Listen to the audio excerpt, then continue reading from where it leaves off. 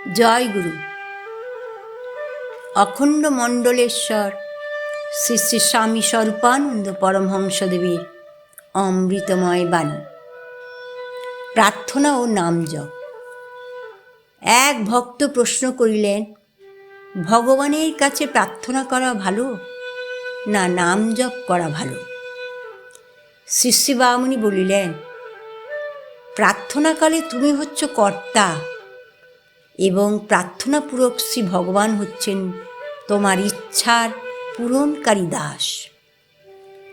কিছুকাল প্রার্থনা করলে এই কথা ক্রমশ তোমার বোধগম্য হবে।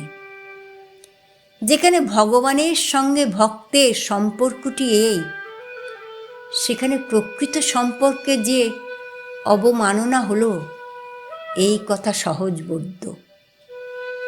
কিন্তু নিম্ন স্তরের সাধক বিপদে পড়ে ভগবানের কাছে বিপদ ত্রাণ চাইবে না তো কার কাছে চাইবে?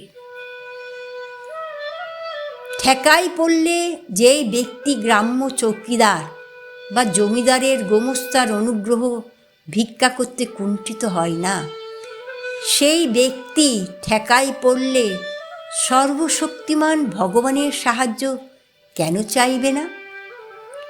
চাইলে কোনো দোষ নেই, তবে প্রার্থনার এই স্তরটি খুবই নিম্ন। ব্যক্তিগত ক্ষুদ্র সুখ প্রার্থনা ছেড়ে জগতের কুশল এবং নিজের আধ্যাত্মিক উন্নতির প্রার্থনা হচ্ছে শ্রেষ্ঠ প্রার্থনা। আমার চরিত্র নির্মল করো, আমার আত্মসুখ কমাও, আমার মনকে পরমার্থমুখ করো, আমাকে তোমার সেবক করো, তোমার সাধনায় আমাকে রুচি দাও। এই সকল প্রার্থনা হচ্ছে সাত্ত্বিক।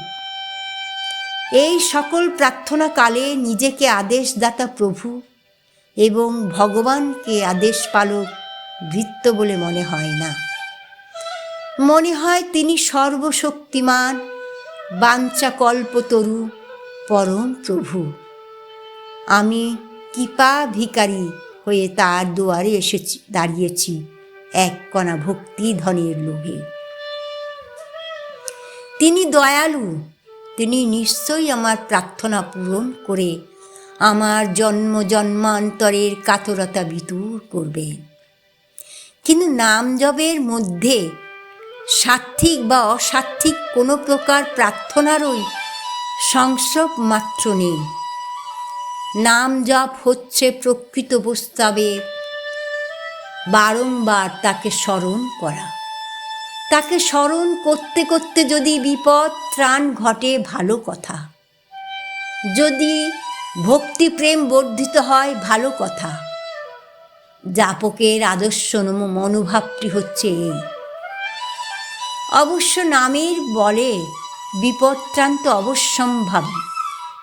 নীচতা, হীনতা, কদর্যাভিলাষ, স্বার্থপরতা, বহির্মুখতা, দুর্বলতা, পাপাশক্তি, অন্যায্য রুচি প্রভৃতি দূর হয়ে গিয়ে আপনা আপনি প্রেম ও ভক্তি উদয় ও নাম জপের ফলে অনিবার্য। সুতরাং যদি পরিপূর্ণ নির্ভরের ভাব নিয়ে অবিরাম নাম জপ করে যেতে পারো, তবে সেইটি নিশ্চিতই প্রার্থনার চেয়েও শ্রেষ্ঠ। ওম শান্তি।